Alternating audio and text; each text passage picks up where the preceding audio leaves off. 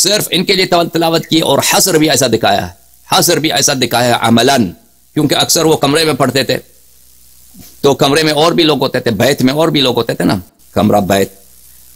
منزل میں مثلا ام سلمہ ہے، کبھی عائشہ ہے، کبھی زید ابن ثابت ہے، کبھی زید ابن ارقم ہے، کبھی عامر ابن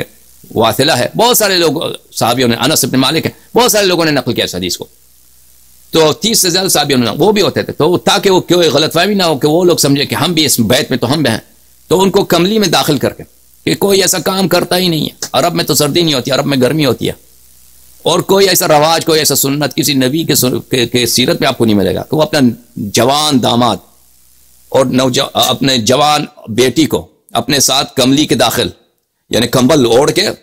اس میں اس گرمی کی حالت میں اپنے بچوں کو ساتھ لے کے دوڑ لیں اور دعا کریں کہ اللہم ہؤلاء اہل بیت، اور آیت تطہیر کی تلاوت کریں۔ اگر اور لوگ بھی شامل ہوتے، اجازت دیں، اگر اور لوگ بھی شامل ہوتے تو کبھی رسول پاک صلی اللہ علیہ وآلہ وسلم، کیونکہ وہ مفسر قرآن ہیں، تو ان کو ان کے حق سے محروم نہ کرتے، تو بنی عباس کے لیے بھی، عباس ابن عبد المطلب کے لیے بھی وہ تلاوت کرتے ہیں، دوسرے بنی ہاشم تھے ان کے لیے بھی تلاوت کرتے ہیں، اگر کوئی کبھی اور کبھی اس حصر کا کوئی وجہ ہی نہیں ہے، اس طرح ان کو کمبل کے نیچے جمع کرنا کوئی حکمت ہی اور نہیں ہے کہ یعنی نہ عرب میں یہ کوئی کلچر ایسا ہے، نہ کبھی کسی بھی مہذب معاشرے میں یہ کلچر ایسا رواج نہیں ہے کہ انسان، اس کے داماد جوان آدمی ہے، بڑا آدمی ہے، بیٹی بڑی ہے، شادی ہو چکی ہے، اس کے بچے ہیں، ان سب کو کمبل کے نیچے جمع کرو بار بار اور کسی بات کو دہرا دو،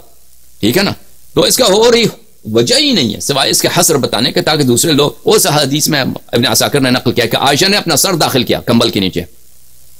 عائشہ نے اپنا سر کمبل کے نیچے داخل کیا، تو رسول پاک صلی اللہ علیہ وسلم نے عائشہ کو دھکا دیا ہے، فدفعها، اس کو دھکا دے کے نکالا کہ یہ میرے اہل بیت ہیں، ٹھیک ہے نا، اور لوگوں نے بھی کوشش کی کمبل کے نیچے داخل ہونے کی۔ اور بتاؤ، اگر یہ کہا جائے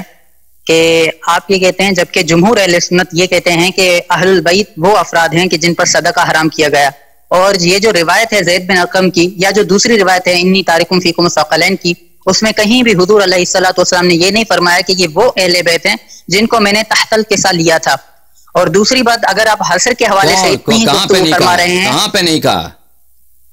یعنی زید بن ارقم والی روایت میں یہ تھوڑی کہا کہ میں انی تارکم، جو اہل بیتی ہیں وہ ہیں کہ جن کو میں نے چادر کے نیچے لیا ہے، وہی ہیں، جبکہ دوسرے جو ہیں جن پر صدقہ حرام ہے وہ بھی تو شامل ہے، کیونکہ اطلاق ہے، حدیث میں اطلاق ہے اہل بیت کے حوالے سے۔ دیکھیں یہاں پہ نہیں غلط کہہ رہا ہوں، یہاں پہ رسول پاک صلی اللہ علیہ وسلم نے لفظ عطرت کا ذکر، عطرتی اہل بیتی، میرے عطرت میرے اہل بیت، تو رسول پاک صلی اللہ علیہ وآلہ وسلم ان کا عطرت کون ہے؟ لغوی لحاظ سے عطرت وہی کہ ولد الرجل وولد ولد، کہ اس کے اولاد اور اس کے اولاد کے اولاد، تو رسول پاک صلی اللہ علیہ وآلہ وسلم کے خود حدیث شریف میں اس بات کی بیان موجود ہے، اس کے علاوہ ان کے سنت میں۔ اب آپ یہ بھی کہتے ہیں کہ رسول پاک صلی اللہ علیہ وسلم نے یہ نہیں فرمایا، یہ تو منفی کو بھی اس بات تو نہیں کر سکتے نا، آپ کہتے ہیں زید بن ارقم نے نقل نہیں کیا، پورا خطبہ تو اس نے نقل نہیں کیا، ہمارے نزدیک جو غدیر خم کا خطبہ ہے، غدیر خم کا جو خطبہ ہے، رسول پاک صلی اللہ علیہ وسلم نے واضح 12 اماموں کا نام لیا، اس میں حدیث ثقلین بھی ہے، اس میں 12 اماموں، ایک ہی بات دیگر 12 امام سب کے نام لیے ہیں ان کے نسب کے ساتھ، آپ کہتے ہیں ان کا وہاں پہ نہیں فرمایا، وہ پورا حدیث تو زید بن ارقم نے نقل، زید بن ارقم خود کہہ رہا ہے کہ میری یادداشت خراب ہے، زید بن ارقم اسی حدیث کے ذیل میں کہہ رہا ہے کہ میری یادداشت خراب ہے، مجھ سے نہ پوچھا کرو۔ اچھا، تو ہمارے ہاں جو حدیث ہے اس میں یہی ہے کہ رسول پاک صلی اللہ علیہ وسلم نے 12 کے 12 کا نام لیا، جی ہاں، اور یہ منفی کو کوئی ثابت نہیں کر سکتا کہ انہوں نے نہیں کہا۔ اگر کہا جائے کہ زید بن ارقم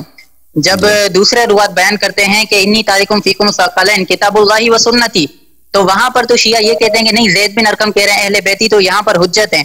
یہاں پر حجت ہے، نہیں بھولے تھے اور وہاں پر بھول گئے، یعنی جب انہوں نے دوسری شروحات بیان نہیں کی تو اس کا مطلب وہ بھول گئے۔ ثانیاً یہ کہ آپ فرماتے ہیں کہ حصر فرمایا، ہم کہتے ہیں اگر حصر فرمایا انما یرید اللہ اور اس کے علاوہ ان مرویات میں،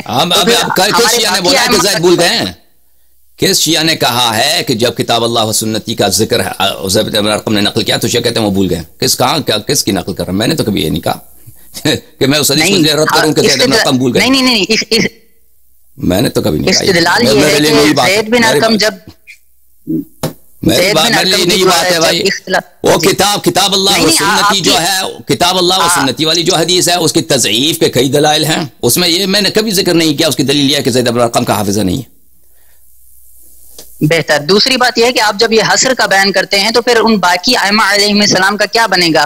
तो कि जो पंजतन बाक अलैहिस्सलाम के अलावा है, जब पैदा नहीं हुए तो उनको कंबल के नीचे मसलन जिस्मानी तौर पर तो दाखिल नहीं किया जा सकता ना, वो इमाम हुसैन अलैहिस्सलाम के सुल्ब में है, इसलिए वो शामिल है। हम कहते हैं रसूल करीम सल्लल्लाहु अलैहि वसल्लम, ऐसा तो नहीं है कि 5 हुज्जत के बाद की हमारी क्या दलील है कि इससे तमाम आइमा अलैहिस्सलाम की हुज्जियत साबित होती है। देखें असर अगर पंजतन बाक में है तो फिर दूसरे आइमा के वास्ते क्या? वो शामिल थे क्योंकि वो इमाम हुसैन अलैहिस्सलाम के सुल्ब में है।